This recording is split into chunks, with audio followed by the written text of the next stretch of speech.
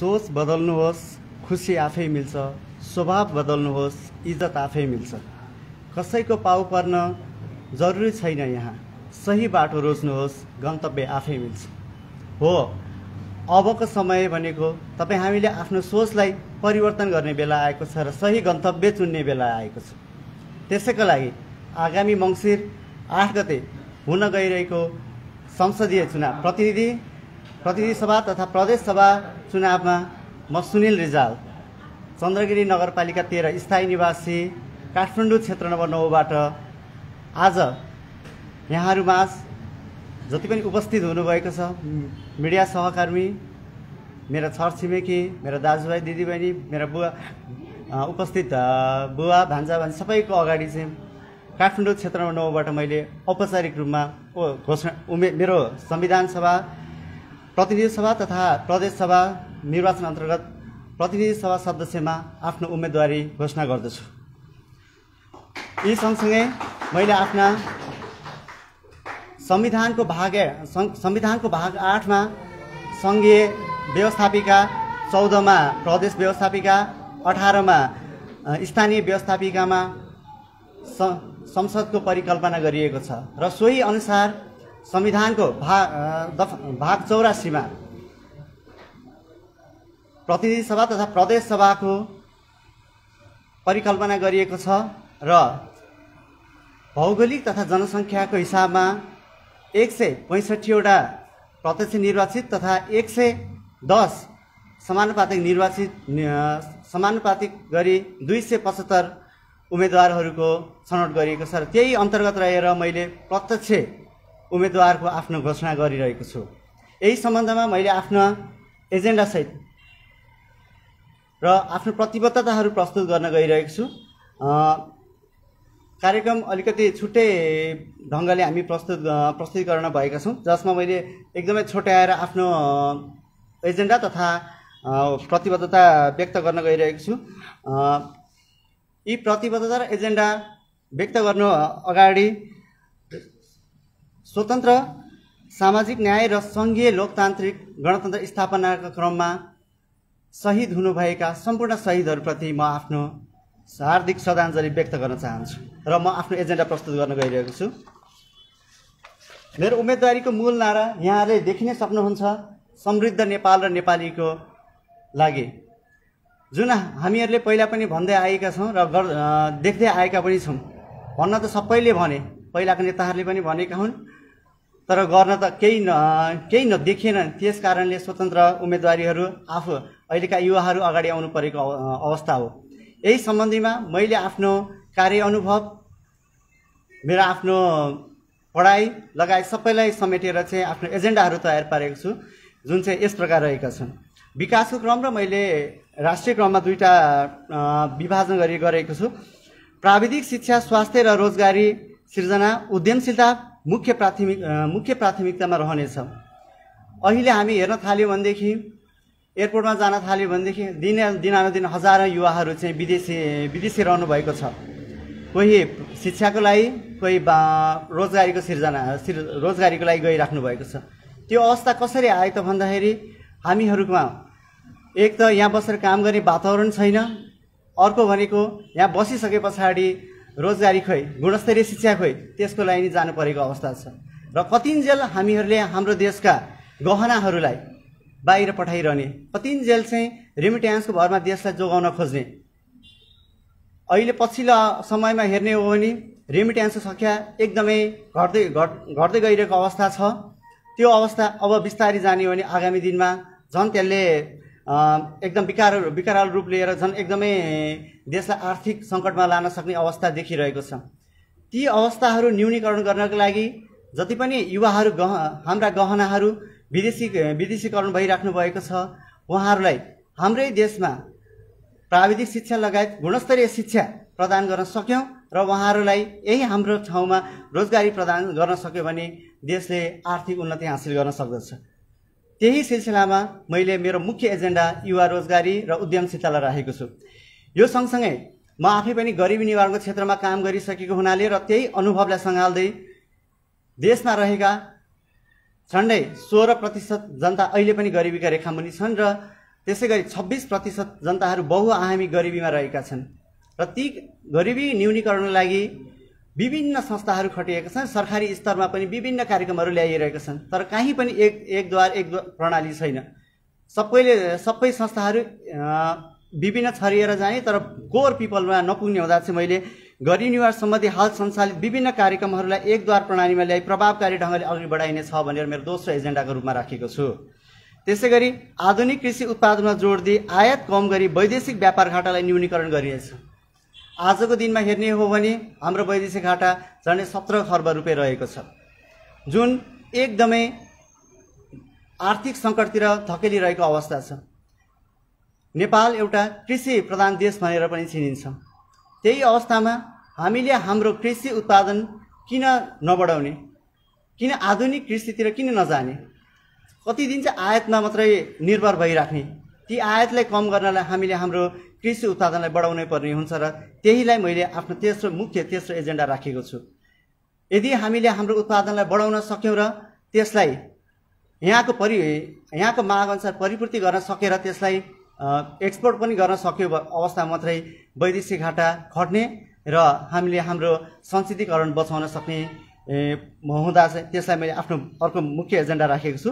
त्यसै गरी आन्तरिक तथा बाह्य पर्यटनमा जोड दिई रोजगारी सिर्जना गरी आर्थिक उन्नति गरिनेछ।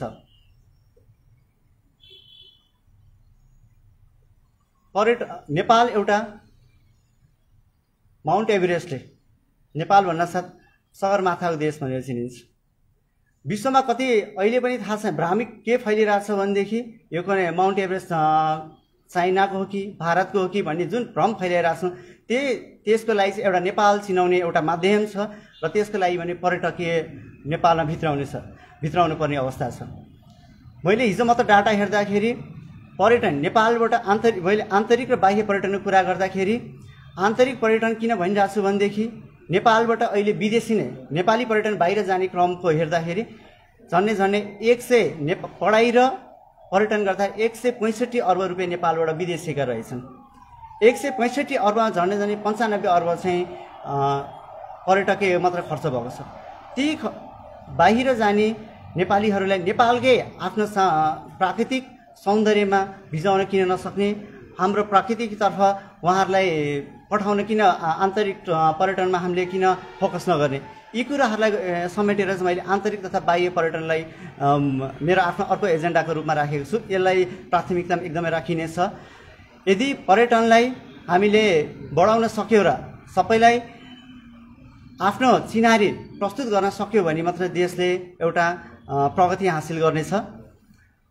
र आन्तरिक पर्यटन तथा बाहिर पर्यटन आउँदाखेरि कुनै एउटा समुदायको व्यक्तिहरूले जागिर पाउने, रोजगारी सिर्जना त्यहीँबाट अवश्य नै हुनेछ, त्यहीँबाट आर्थिक वृद्धिमा फोकस जाने नै छ। त्यसले गर्दा यसलाई मैले अर्को एजेन्डाको रूपमा राखेको छु। त्यसै गरी आफ्नो धार्मिक कला वेशभूषा संस्कृतिलाई प्रवर्धन गरी पर्यटकीय विकास गरिनेछ र आर्थिक उन्नति गरिनेछ। अहिले हेर्ने हो भने हामीले हाम्रो धार्मिक वेशभूषा सबै बिर्सँदै गइरहेको अवस्था छ। हामीले हाम्रो सोसाइटीप्रति जुन मान्दै आएका कला संस्कृति छ त्यसलाई बिर्सिँदै गएको अवस्था छ। अहिले काठमाडौँमा हेर्ने हो भने हाम्रो नेवार समुदायले मात्र एउटा धार्मिकलाई हाम्रो संस्कृतिलाई जोगाउने एकदमै प्रमुख भूमिका खेलेको देखिन्छ। जस्तै अस्तिको लाखे नाच हेर्नुभयो भनेदेखि एक मान्छेको त्यहाँ जति पनि यहाँको लोकल पिपलहरूको भिड छ त्यसले पनि एउटा आफ्नो कला संस्कृतिप्रतिको माया मोह देखाउँछ। त्यसलाई मैले आफ्नो अर्को एजेन्डाको रूपमा राखिरहेको छु। त्यसै गरी नवीकरणीय ऊर्जाको उपभोग मार्फत रोजगारी सिर्जना तथा आर्थिक वृद्धि। नवीकरणीय ऊर्जा रिन्युअल इनर्जी त्यति भन्न साथै हाम्रो अब नेपाल एउटा विश्वमै दोस्रो पानीको स्रोत जलस्रोत भएको देश भनेर मानिन्छ। ती जलस्रोतलाई हामीले ऊर्जामा प्रयोग गर्न किन नसक्ने? केही अगाडिको रिपोर्ट हेर्ने हो भने पनि ऊर्जाकै विद्युत बेचेर पनि हामीले करोडौँ रुपियाँ कमाइरहेको अवस्था छ। त्यसलाई मात्रै यदि नेपालमा प्रमुख 4-5 वटा हाइड्रोलाई विस्तार गर्ने हो भनेदेखि अरू हामीले केही गर्नै पर्दैन, त्यहीँबाट रोजगारीको सिर्जनाहरू त्यही नै हुनेछ।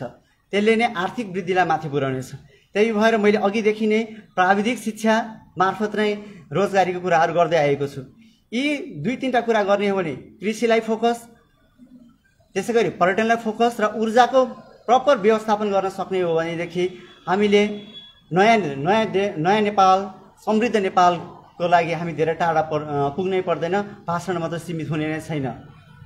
त्यसै गरी प्राकृतिक स्रोत साधन र उच्चतम प्रयोग मार्फत पर्यटकीय विकास, रोजगारी र आर्थिक वृद्धि। हामीसँग भएको नेचुरल रिसोर्सेस प्राकृतिक स्रोतहरूलाई नै हामीले प्रयोग गरेर नै पर्यटकीलाई भित्राउन सक्ने, साथसाथै आर्थिक वृद्धि गर्न सकिने भन्ने स्वरूप नै मैले प्राकृतिक स्रोतको उच्चतम प्रयोग भनेर आफ्नो एजेन्डामा राखेको छु। त्यसै गरी यी कुराहरू यहाँलाई लाग्ला यी कुरा त अरूले पनि ल्याइसकेका हुन्, नयाँ एजेन्डा के आयो त? पहिला हामीले गर्नुपर्ने भनेको जुन पुरानो एजेन्डाहरू छन् त्यो एजेन्डालाई नै पहिला परिपूर्ति, त्यसलाई नै पहिला निकास दिएर त्यसलाई समाधानतर्फ जानुपर्ने हुन्छ। भाषणको लागि या कसैको जनताको इमोसन्स एकछिन खेलवाड गर्नको लागि मैले नयाँ एजेन्डा ल्याएर त्यो परिपूर्ति गर्न सकिनँ भनेदेखि त्यो मेरो अहिले तत्कालको लागि त म एकछिन वाहवाही पाउँला, तर पछिको लागि म त्यसकोमा धिक्कारको पात्र हुनेछु। त्यही भएर मैले जति पनि स्थानीय निकायहरूले आफ्ना एजेन्डाहरू ल्याउनु भएको छ ती एजेन्डाहरूलाई नै मैले पनि साथ दिएर संसदमा आवाज उठाउनेछु भनेर मैले आफ्नो एजेन्डामा राखेको छु। त्यसै गरी मानव हक अधिकार हित सम्बन्धी संसदमा आवाज उठाइनेछ र देशको शान्ति सुरक्षामा जोड दिइनेछ। हामीहरूको खुला नीति अन्तर्गत, हाम्रो खुला सीमा क्षेत्रको अन्तर्गत हाम्रोमा देशमा असुरक्षाको भावना बढ्ने एकदमै चान्सेस छ। त्यसले गर्दा चाहिँ त्यसलाई शान्ति सुरक्षामा एकदमै जोड दिइनेछ भनेर मैले आफ्नो एजेन्डामा राखेको छु। त्यसै गरी मानव हक अधिकार मैले किन भनिरहेको छु भनेदेखि यहाँ निर्मला काण्डदेखि विभिन्न काण्डहरू भए, ती काण्डको अहिलेसम्म छानबिन लगायत ती रिजल्ट आउन सकेको छैन। त्यस्ता कुराहरूमा एकदमै फोकस जानेछ भनेर मैले यी एजेन्डामा राखेको छु। यी कुराहरू गरिरहनलाई हामीसँग सही नीति पनि छन्। सही नीति पद्धति कार्यक्रम कार्यान्वयन मार्फत राष्ट्रको विकास गरिनेछ भनेको छ। हामीसँग नीति नभएको होइन, नीति पनि छ, तर त्यहाँ हामीसँग सिस्टम पनि छ। सिस्टमको त्यहाँ प्रपर कार्यान्वयन हुन सकेको छैन, प्रपर युटिलाइज हुन नसकेको कारणले गर्दाखेरि चाहिँ मैले आफ्नो पद्धतिलाई फोकस गरिरहेको छु। पद्धतिलाई चाहिँ यदि हामीले गुणस्तरीय गर्न सक्यो भने मात्र हामीले आफ्नो लक्ष्य हासिल गर्न सक्छौँ। हामी यदि कतै सरकारी निकाय या कहीँ जानु पर्यो भनेदेखि कुनै भनसुन या कसैको मान्छेलाई नबनिकन हामीले आफ्नो काम गर्न समाप्त गर्न सकिरहेको हुँदैन। त्यही सिस्टमलाई नै विकास गर्न सक्यौँ भनेदेखि हामी हाम्रो समृद्ध नेपालबाट धेरै टाढा पुग्नै पर्दैन।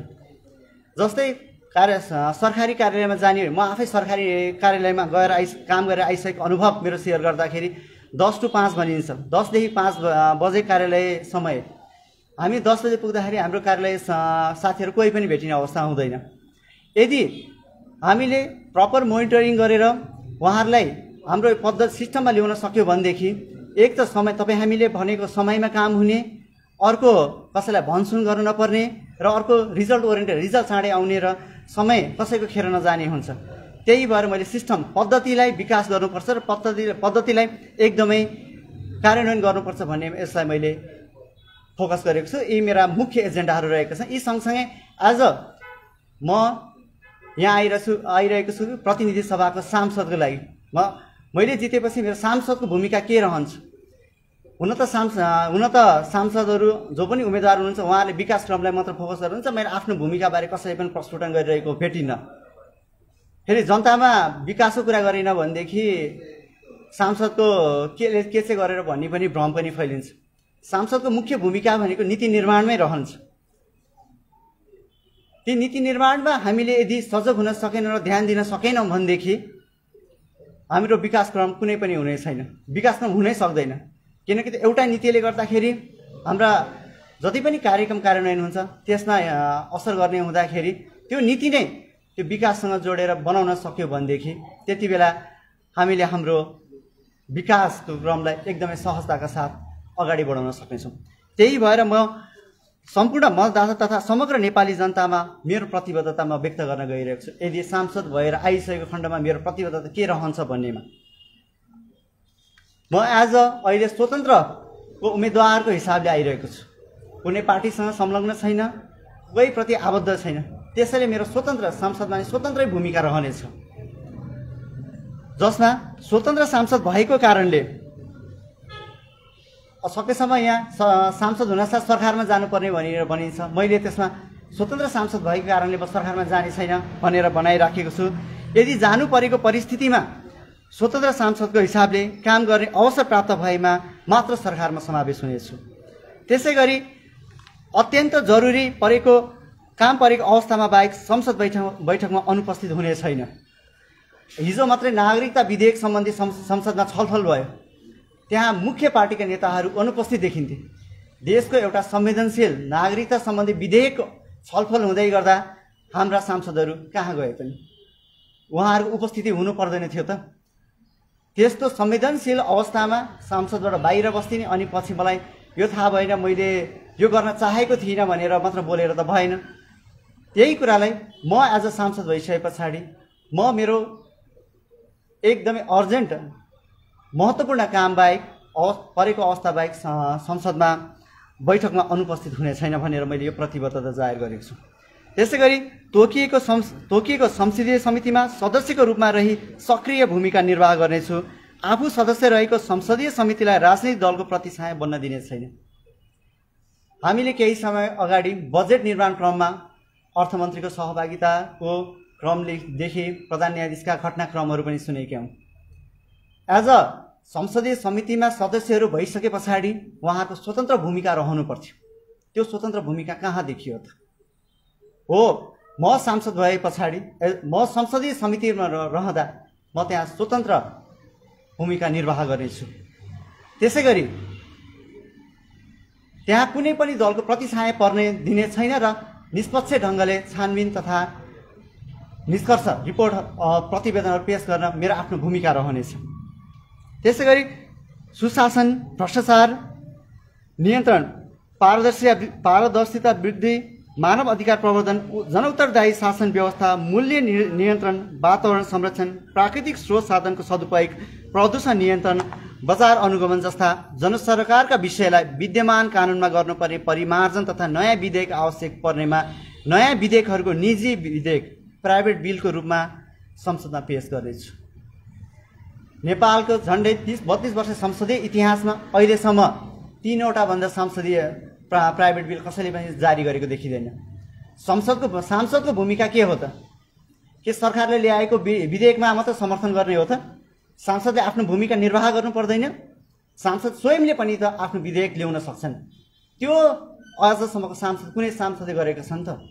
ती कसैले पनि गरेका छैन। संसदीय अभ्यासमा जहिले पनि सार्वजनिक बिल र प्राइभेट बिल, पब्लिक र प्राइभेट बिल गरी दुईटा विधेयक हुन्छ। त्यसमा एउटा सरकारले ल्याउने जुन राष्ट्रसँग सम्बन्धित, सुरक्षा निकायसँग सम्बन्धित, आर्थिकसँग सम्बन्धित जुन सरकार आफैले स्वयं पेश गर्छ। त्यसबाहेक विकास क्रमको कुराहरूमा सांसद आफ्नै भूमिका रहन्छ कि उनले आफ्नो विधेयक पेश गर्न सकुन्। यहाँ भन्ने के गरिन्छ भनेदेखि एकजना सांसद, स्वतन्त्र सांसद आएर के चाहिँ गर्न सकिन्छ, के चाहिँ गर्न सकिन्छ भनेर एउटा प्रश्न उठ्ने गरिन्छ। आजसम्म ती प्राइभेट बिल ल्याउने हो भनेदेखि, प्राइभेट विधेयक ल्याउने हो भनेदेखि, निजी विधेयक ल्याउने हो भनेदेखि सांसदले के चाहिँ गर्न सक्दैन? सांसदले जनसरकारका सम्बन्धमा आफ्नो विधेयक पेश गर्ने हो भनेदेखि, आफ्नो सम्बन्धी कानुन विधेयक पेश गर्ने हो भनेदेखि एउटा सांसदले धेरै कुरा गर्न सक्छ। यहाँ राष्ट्रले प्रत्येक सांसदलाई सचिवालय प्रदान गरेको छ, शासकीय लेभलको कर्मचारी प्रदान गरेको छ। ती कर्मचारीको प्रयोग उनीहरूले केमा गरिरहेका छन्? ती विधेयक निर्माणको लागि गए पछाडि आफूले एज अ एउटा इन्डिभिजुअल प्राइभेट बिल त ल्याउन सकिन्छ नि, त्यो कसैले पहल गर्न सकेको छ? त्यसमा मेरो प्रमुख भूमिका जानेछ। जुन मैले भ्रष्टाचार निवारण, मानव अधिकार सम्बन्धी कुराहरू गरेँ, विकास क्रमहरूसँग गरेँ। एज अ म इन्डिभिजुअल एउटा मात्र सांसद भएर जाँदा पनि म प्राइभेट बिल निजी विधेयक ल्याउनमा मेरो प्रमुख भूमिका जानेछ। त्यसै गरी संसद पदलाई प्रत्यक्ष वा अप्रत्यक्ष रूपमा दलाली गर्ने, विकास बजेटको दुरुपयोग गर्ने आदि कार्य गरी अनियमित कमाई गर्ने साधन बनाउने छैन। यहाँ के हुन्छ भनेदेखि सांसद भइसके पछाडि कि त मन्त्री नै हौ, कि त कहाँबाट कसरी हुन्छ फाइदा नै जोटौँ। ती बाहेक यहाँ कसैको ध्यान जाँदैन। तपाईँ पनि भोलि पर्सि मलाई प्रश्न आउने गरेको, तपाईँ पनि भोलि पर्सि सांसद भएपछि कि त मन्त्री नै बन्ने होला कि त्यसभन्दा अरू काम त हुँदैन। अब यहाँ हामीले केही समय अगाडि संसदमा विभिन्न सांसदहरू बोलेका पनि देखेका छौँ। उहाँहरूको एजुकेसन लेभल, उहाँहरूले प्रस्तुतिकरण पनि देखेका छौँ। उहाँहरूले आफ्नो संविधानप्रति कतिको आफ्नो नलेज रहेछ भन्ने कुरा प्रस्फुटन गरिसक्नु भएको छ। उहाँहरू ती व्यक्तिहरूले अघि मैले भन्दै गरेको निजी विधेयकको बारेमा के चाहिँ भन्नुहुन्छ, के चाहिँ गर्नुहुन्छ, कस्तो विधेयक चाहिँ ल्याउनुहुन्छ त? त्यही भएर म आफै त्यहाँ गइसकेपछि आफ्नो कार्यक्षेत्रभन्दा बाहिर गएर कुनै पनि अनियमित कार्यमा संलग्न हुने छैन भनेर फेरि पनि यो प्रतिबद्धता यहाँहरूसँग जाहेर गर्न चाहन्छु। महँगी मूल्य वृद्धि, कालोबजारी नियन्त्रण गर्न तथा कम गुणस्तरका विकास निर्माण रोक्न एवं फोहोर मैला व्यवस्थापन, वातावरण संरक्षण तथा जस्ता कार्यमा हरपल तैनात हुनेछु। आज काठमाडौँ देशको राजधानी, सङ्घीय सरकार रहेको स्थान बाहिर हेर्न गयो भने फोहोर मैला डुङ्गुर छ, जताततै नाक थुनेर हिँड्नुपर्ने अवस्था आएको छ। त्यसमा के महानगरपालिकालाई मात्र दोष दिएर बस्ने हो त? के महानगर प्रमुखको मात्रै भूमिका हो त? सङ्घीय मन्त्रालय, सङ्घीय सांसदको ती फोहोर मैला व्यवस्थापन लगायत विकास निर्माण, सहर विकासमा उहाँहरूको ध्यान जानु पर्दैन छ? म सांसद भए पछाडि म महानगरको जिम्मेवारी मात्र हो भनेर बस्ने छैन।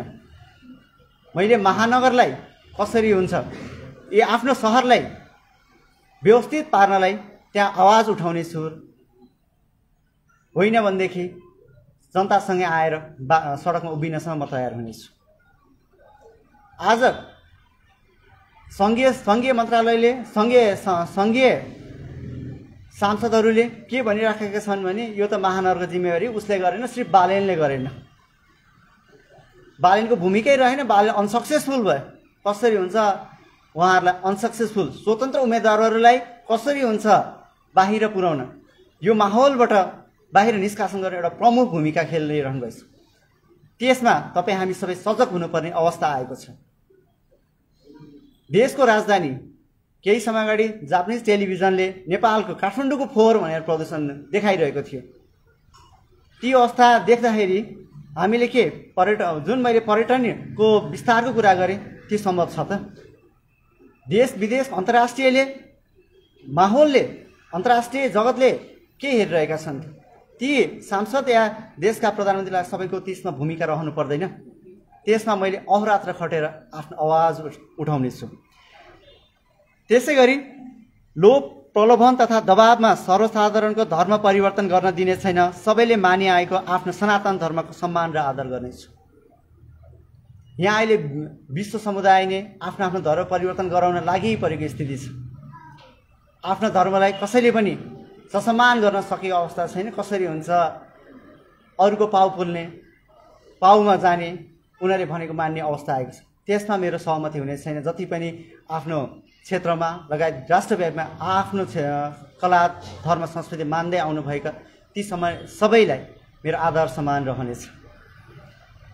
राज्यलाई नै समग्रमा आर्थिक क्रान्तिको केन्द्रित गराउन आफ्नो ठाउँबाट भूमिका खेल्नेछु। युवाहरूलाई उचित प्राविधिक शिक्षा, क्षमता विकास अवसर, स्वरोजगारीका तालिमहरू, उद्यमशीलताका तालिमहरू सञ्चालन गरी देशको आर्थिक रूपान्तरणमा लागि अभियान सञ्चालन गर्नेछु। हो, अबको समय भनेको युवाले नै देश परिवर्तन गर्ने हो, युवालाई नै सक्षम बनाउने हो। जति पनि विदेशीका युवाहरू छन् उहाँहरूलाई विदेशी नरोकेर आफ्नै देशमा केही गर्नुपर्छ भन्ने भावना जगाउन नै सक्यो भने मात्रै देशले आमूल परिवर्तन आउनेछ। अघि मैले भन्दै गर्दाखेरि रेमिट्यान्सको कुरा गरेँ। विदेशीका युवाहरूले रेमिट्यान्स भित्राउँछ, यहाँको नेताहरूले त्यसैमा रमाउने अवस्था आएको छ। म आफै स्वयं कुनै केही देश गएर आउँदाखेरि हामीले यहाँबाट अनस्किल्ड म्यान पावर, उनीहरूलाई डेभलपमेन्टका लागि, विकासको लागि चाहिने म्यान पावर लिएर गएका हुन्छ। र दुबई, कतार लगायत सबै देशहरू हेर्ने हो भने आज विकसित भइसकेका छन्। अब ती बिस्तारै नेपालमा फर्काउने अवस्था आउँदैछ, फर्किरहेका पनि छन्। अहिलेको अवस्थामा विदेशबाट आउने रोजगारीको अवस्था पनि एकदमै कम हुँदै गएको अवस्था छ। अब बिस्तारै आगामी दिनमा हेर्दै जाने हो भने शून्यमा नजर्ला भन्न सकिन्न। उनीहरूले स्किल म्यान पावर बाहेक अरू लान्छन्, प्राविधिक शिक्षित म्यान पावर बाहेक अरू लान्छन् भन्न सकिन्न। त्यसले गर्दाखेरि जति पनि विदेशीका र जति पनि स्वदेशमा फर्किरहनु भएको छ उहाँहरूले विदेशमा कमाउनु भएको स्किललाई, आफ्नो श्रमलाई, सिपलाई नेपालमा सही सदुपयोग गर्न सक्यौँ भने, उहाँहरूलाई त्यो वातावरण बनाइदियो भने मात्र देशले आमूल परिवर्तन आउनेछ र आर्थिक वृद्धि हासिल गर्नेछ। त्यसै गरी शिक्षक, कर्मचारी, पेसाविद तथा विद्यार्थीहरूलाई राजनैतिक दलमा संलग्न हुन अनिवार्य जस्तो बनाएको परिवेश विरुद्ध उभिनेछु। यी सम्पूर्ण क्षेत्रमा राजनीतिक निषेध गर्न कानुन पेश गर्नेछु। अहिले हामी जता हेर्न गयौँ भने पनि जुन अवस्थामा जुन क्षेत्रमा जाँदा पनि राजनीतिले प्रवेश पाइसकेको छ।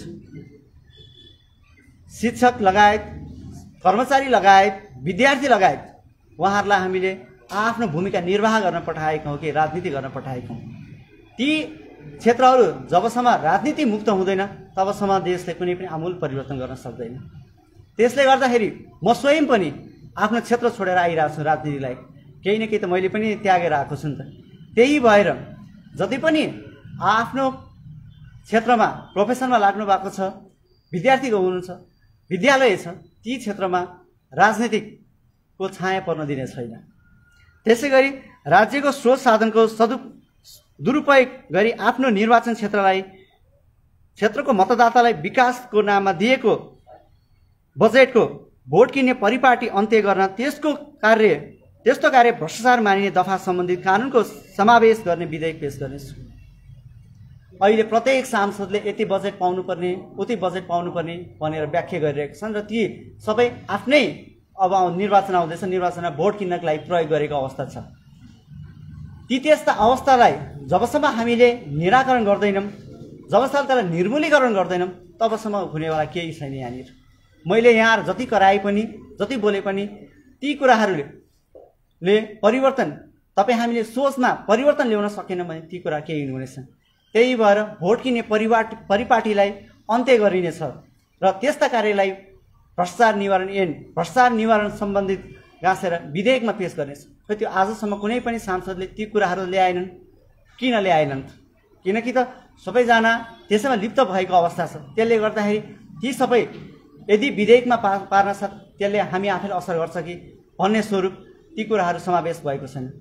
त्यसकारण मैले यदि म सांसद भएको खण्डमा यहाँहरूको अमूल्य मतले निर्वाचित, जुन हाम्रो संविधानले व्याख्या गरेको छ, जसले अधिकतम मत ल्याएर विजयी हुन्छ उही सांसद हुने परिपाटी छ, त्यही अनुसार यदि निर्वाचित भएको खण्डमा यी मैले माथिका प्रतिबद्धताहरू पुरा गर्नेछु र मैले आफ्नो एजेन्डाहरू सकेसम्म मैले पुरा गर्न नसके एजेन्डाहरू मैले बोलेको पनि छैन, ल्याएको पनि छैन र मैले आफ्नो ती एजेन्डाहरू दिलज्यान दिएर त्यसलाई प्रतिबद्धता पूर्ण गर्ने प्रयास गर्नेछु। यति भन्दै मैले आफ्नो औपचारिक रूपमा काठमाडौँ क्षेत्र नम्बर 9बाट आगामी संसदीय चुनावमा स्वतन्त्र उम्मेदवारीको हैसियतले उम्मेदवारी घोषणा गरेको फेरि पनि घोषणा गर्दैछु। अघि मैले सुरुमा पनि भनेको थिएँ, सोच बदलौँ, गन्तव्य चुनौँ, सही बाटो चुनौँ। अबको समय फेरि पनि यी मैले भनेका कुराहरूमा विचार गरेर आफ्नो सोचलाई परिवर्तन गर्ने बेलामा आएको छ र आफ्नो सही मार्ग चुन्ने फेरि पनि तपाईँ हाम्रो हातमा मौका आएको छ।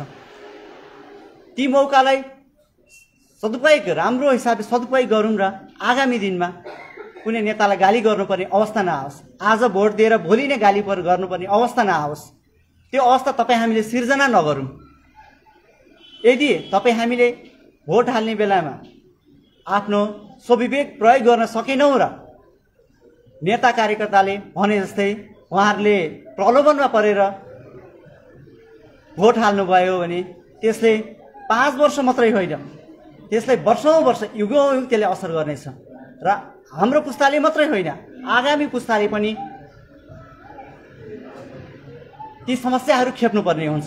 त्यही भएर तपाईँ हामीले हाम्रो सोचलाई परिवर्तन गर्नुपर्ने हुन्छ।